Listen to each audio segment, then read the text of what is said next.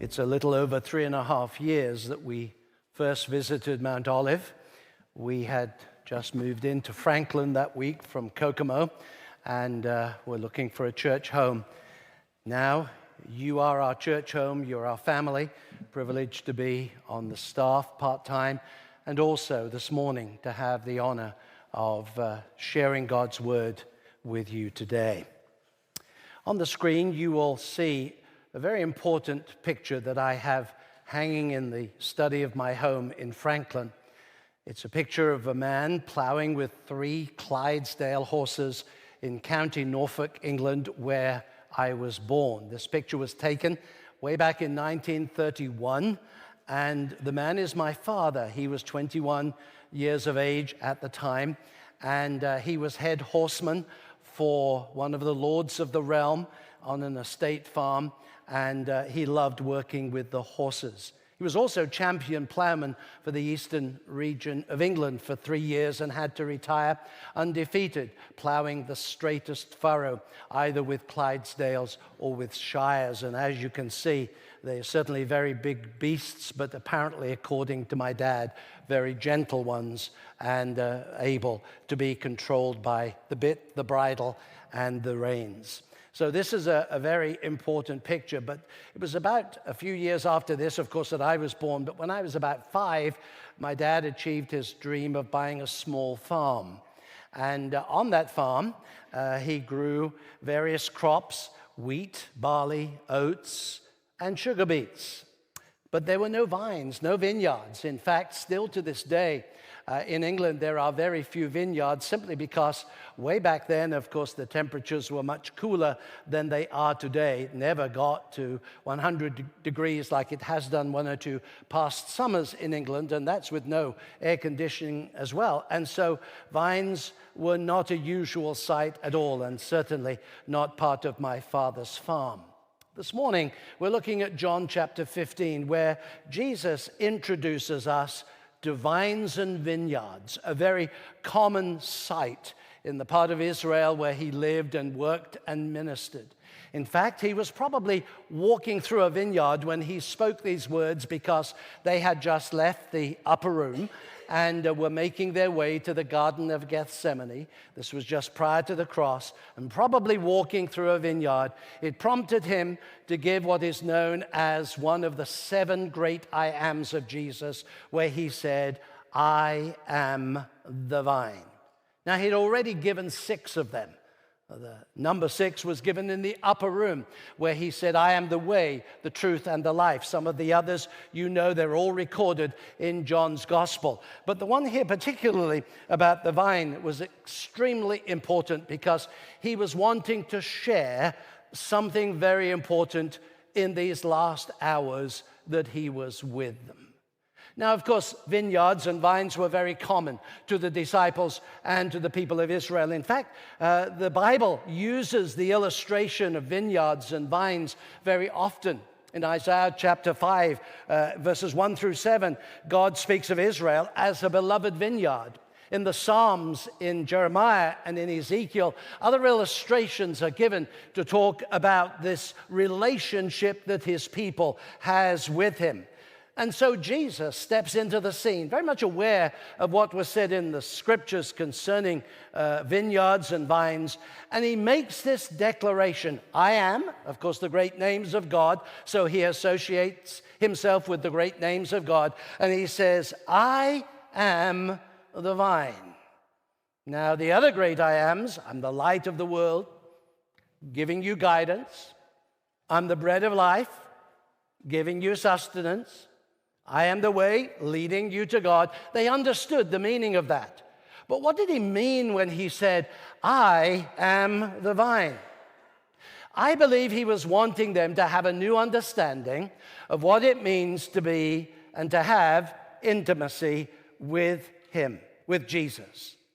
Intimacy with Jesus Christ is extremely important. Speaks about a relationship, and I'll explain more about that in a moment. And he uses this illustration to show us what it really means to have an intimate relationship with Jesus.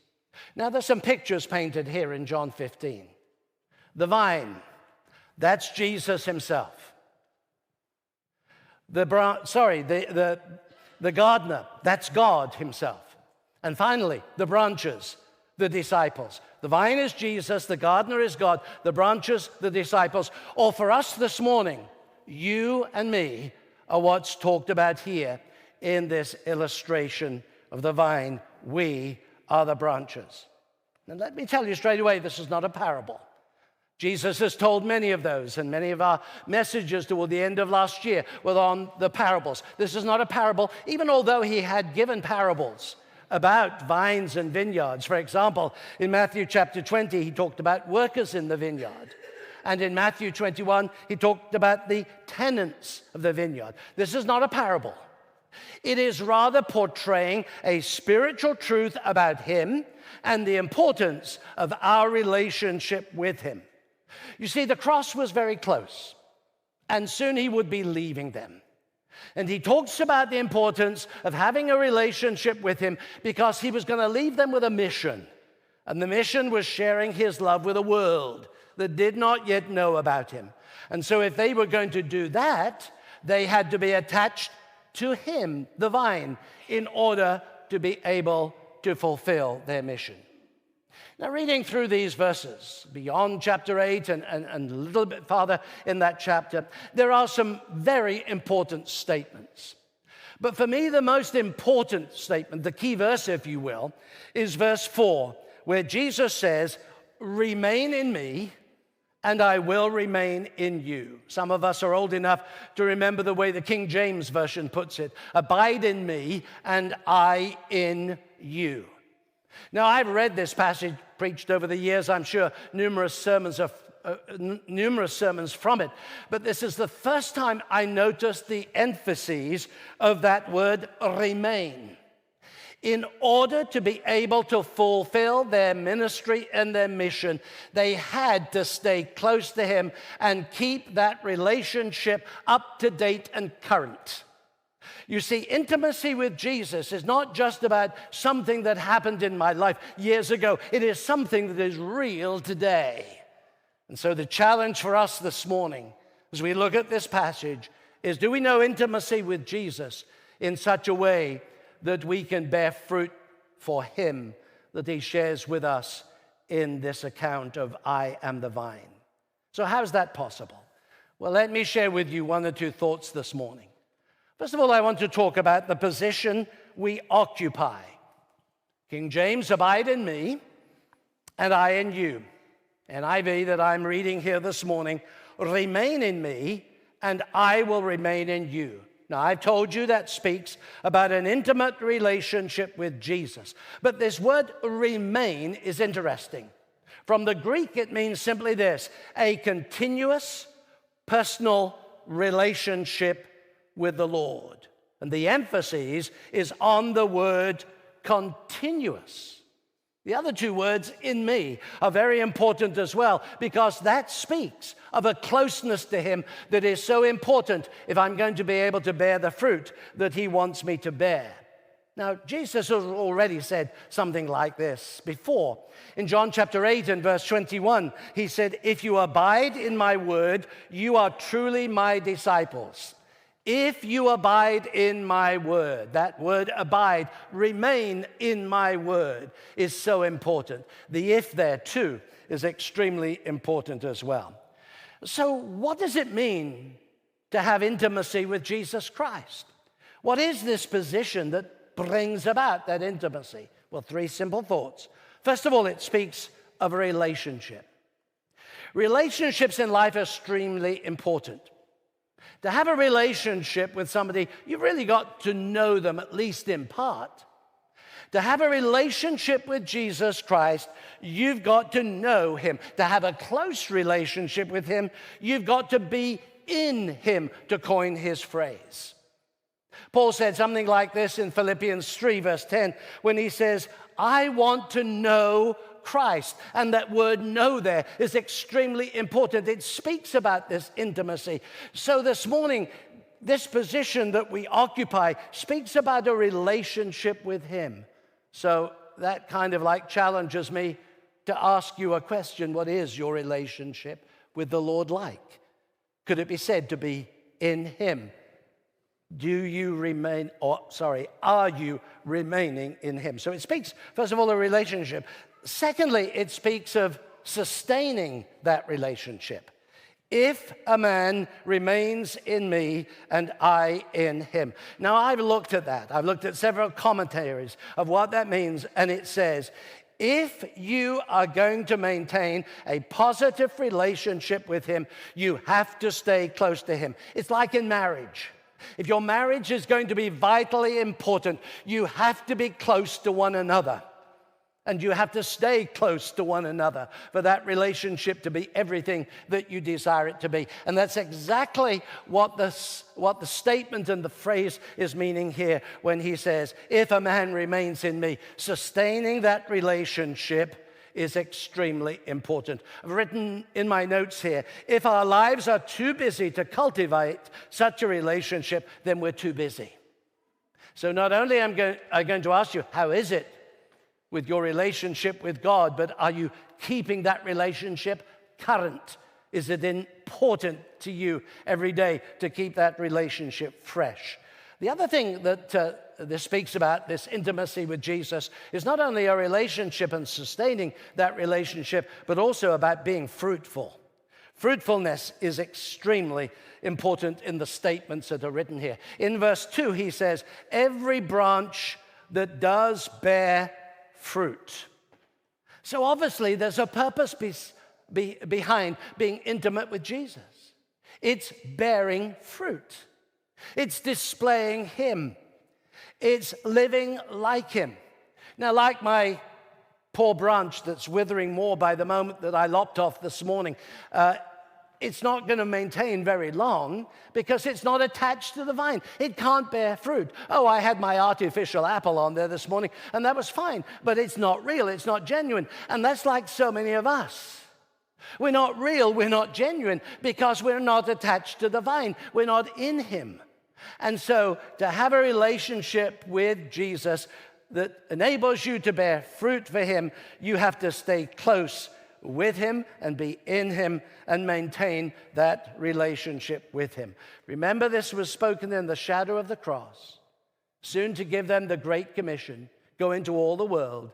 In order to bear that kind of fruit, they had to note the position that they occupy. A relationship with God that is sustained will enable you to bear fruit. But the second thing that Jesus talks about here, about intimacy with him, is the pruning we experience. Now, I was raised on a farm, at least for 8 years of my life, and my dad grew a big garden. We had fruit trees, we had fruit bushes, and all kinds of things. And I used to notice either in the autumn time or sometimes in the spring that he would go around and severely prune everything. Sometimes I used to think, my word, that's going to kill it. But my dad knew what he was doing. He was the gardener. I didn't. I had no idea what he was doing. And in order to get the biggest crop and the nicest flowers, everything had to be cut back. And I still remember the fruit bushes and the fruit trees and the beautiful roses and everything that we had in the summer to follow, simply because my dad knew the purpose and the meaning of pruning in order to sustain or bring about growth and great fruit bearing. Now, in the action that Jesus is talking about here, you will notice that he says, if you and I are going to bear fruit, then we have to experience a pruning in our lives. If we don't remain in him, we're never going to bear the kind of fruit that he wants us to bear. So he speaks about this pruning in a present, continual action in our lives. I was reading a book earlier this week by a guy called Brother Lawrence, who was way back in a previous century, and he wrote a book called Practicing the Presence of God. And he said, this is important if we're going to have an awareness of God. It is important to have a continual awareness of God in our lives every day. If not, God has to do something to make that awareness real. Now, some of you have my morning devotionals that I put out online, and you know the last 2 weeks we've been looking at Hebrews. And in Hebrews chapter 12, there's an interesting section that speaks about God disciplining us. No discipline, it says, is pleasant at the time, but painful. That's true, isn't it? When you and I go through the things in life that we don't experience and we question what God is doing and we wonder why God is allowing certain things, it's painful. But listen to what Hebrews 12 says. Later on, it produces a harvest of righteousness. Now, it's the same thought that Jesus is portraying here about pruning. So why prune? Well, he gives us three reasons. One, there has to be a removal of the things that hold us back. He uses the term the dead branches.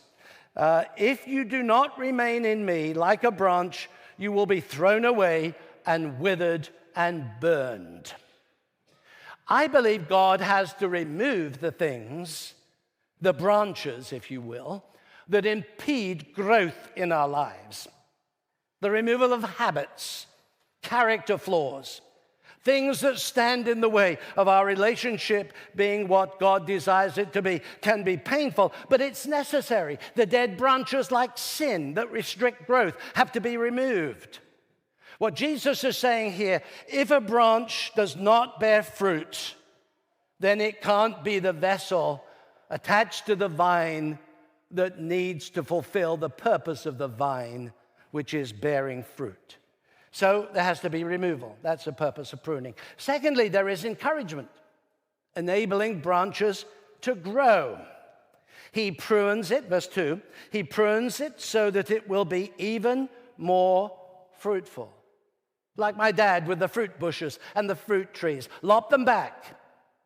Next year, more fruit? He had to be rigorous and severe. And sometimes God has to come into our lives through the tough experiences that he allows in order that he might prune us to prepare us for a greater spiritual experience of intimacy with him. You know, the wonderful thing about God is that he believes in you and he believes in me. He never stops believing in you, and he never stops believing in me that we can be what he wants us to be. But sometimes he allows things to happen in order that we might prove what he wants us to be. God never gives up on us, and I put that in my notes, and that's particularly challenged to me. God never gives up on any of us. And through testing and failure and sometimes despair, he's preparing us to bear fruit. What is it that needs to be removed from your life? What needs to be removed from my life so that we can bear more fruit? Pruning means removal, it means encouragement, but it also means strengthening. This is what he says. Every branch that does bear fruit, he prunes it. Why? The removal of the bad strengthens the good. Now, I'm hoping the branch that I took off my apple tree this morning is going to make the rest of the tree flourish. You see, the pruning of the diseased, the flawed, enables better growth. A plant that is not pruned will be very weak and will not bear good fruit or good flowers. A life that does not allow God to work where he needs to work will never bear the kind of fruit that he wants it to bear. A life that allows God to work will eventually display him. The position we occupy is a relationship.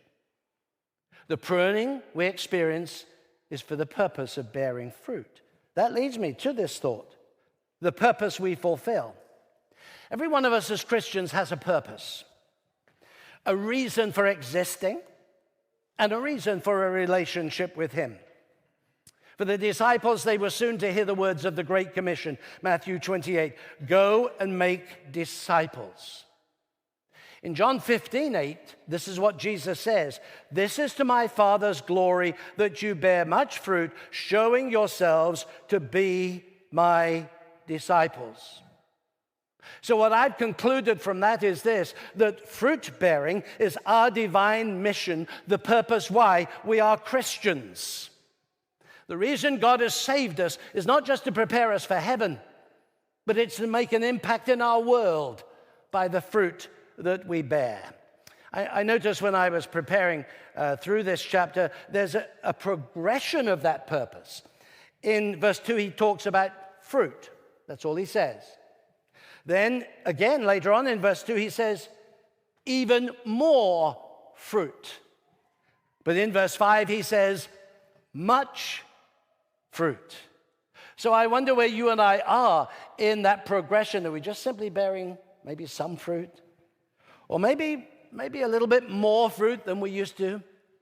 How about coming to the place where God says, you are bearing much fruit? You see, when God works in us, as we remain in him, we can fulfill our purpose. Let me explain that purpose very quickly in 3 simple ways. First of all, it is to bear fruit so that you will be even more fruitful. The gardener's purpose is to get maximum fruit out of his fruit trees or his fruit bushes. My dad used to grow gooseberry bushes and black currants and red raspberries and so on. Loved the fruit that we used to have. But my dad's purpose was to make sure those bushes yielded the maximum amount possible. That's what God wants of you and I. He wants us to bear the maximum amount of fruit that is possible. And God will do whatever is necessary to encourage us to fulfill that purpose in our lives. If you're not bearing fruit, you're not fulfilling the purpose for which God saved you. The purpose is not only bearing fruit, secondly, it's reflection. Verse 8, showing yourselves to be my disciples. We are meant to be reflecting him in our world. I said in first service, we are the sermons that some people, the only sermons that some people will ever hear. Every day you go out into your world, you are preaching a message for Jesus Christ. You are bearing fruit, showing your world that Jesus is real. You remember those early disciples, it said of them in Acts 4, verse 13, that men took note that these men had been with Jesus. Why? Because they reflected him. They lived like him. So they made an impact living like him in their world. That's bearing fruit. In Acts 11:26, the Christians were first called Christians at Antioch, all because of Barnabas and Saul living like Jesus. As you reflect him through your lives, you can impact your world. That's what it means to bear fruit. And the third way you bear fruit is through obedience. Look at the words of advice in verse 9 of John 15. Now remain in my love. How is that possible? With all that goes on in our lives every day, how can I remain close to him? With all that's happening in our world that's so alien to God, how can I portray him? Now remain in my love. Is it possible to stay close to Christ today? Look at verse 10. If you obey my commands, you will remain in my love, just as I have obeyed my Father's commands and remain in his love. Verse 12. My command is this, love each other as I have loved you.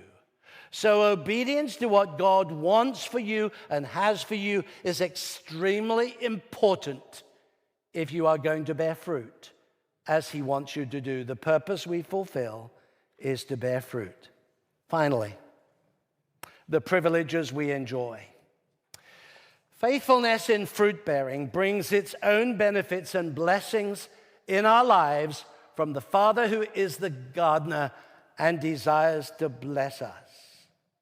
Not only the blessing of bearing fruit, but also the joy of knowing that we're fulfilling our purpose. And as we fulfill our purpose and bless God, I believe God says that he will bless us. And I want you to notice very quickly, there are 3 specific blessings that are mentioned here that will be experienced in our lives if we continue to bear fruit for him. The first one is answers to prayer. Verse 9. Ask whatever you wish, and it will be given to you. Now there's a condition to that. If you remain in me, you can ask. So for your prayers to be answered, you have to stay close to Christ in an intimate relationship. And look what he says, whatever you wish. Ask whatever you wish, and the promise, and it will be given you. He said something like that in the upper room, John 14:14.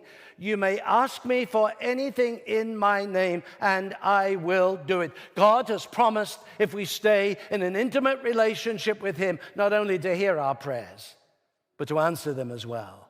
That's blessing number one. Blessing number two is experiencing his love. You see, I believe God craves a relationship with you. But more than that, he wants you and I to crave a relationship with him. He not only wants us to remain in his love, but to desire for that relationship to grow each and every day that we live. Verse 9, as the Father has loved me, so have I loved you. Going over into verse 10, remain in my love. And he gives the example in verse 13, a man will lay down his life for his friends. You and I can experience his love as we stay close to him. Paul in Romans 5:5 talked about the love of God being shed abroad, poured into our hearts by the Holy Spirit. So that's the second blessing. He wants to pour his love into our hearts. The third blessing is this, knowing his joy. Verse 11. I've told you this so that my joy may be in you and that your joy may be complete. Look at the statement, his joy in me. How is it possible to be joyful in a joyless world? His joy in you. It's not about our joy. It's not about our happiness. It's about experiencing his joy in me. And that joy will be experienced when I bear fruit and am obedience to his command. The simple answer to that is remain in me. So as I conclude this morning, I'm going to get my branch out. Let me ask this. How is it between you and the Lord today? Is your life bearing fruit for him? I'm sorry, it's getting very sad now. But is your life bearing fruit for him? This branch will never bear fruit. I was teasing the boys and girls when I said, I'll put it in water when I get home and you wait, I'll bring it back in the summer. It will probably be totally dead then. It might survive, it might freshen up a little bit, but it won't bear fruit because it's not attached to anything. You and I can't bear fruit for Jesus if we're not in an intimate relationship with him. So how is it between you and the Lord this morning? It's very important because he wants you to bear fruit. I'm the vine, you're the branches. Remain in me and I will remain in you. As you do that, I will promise you that you will bear fruit that will bring glory to him. God bless you as you answer that question. How is it between you and the Lord? Let's stand.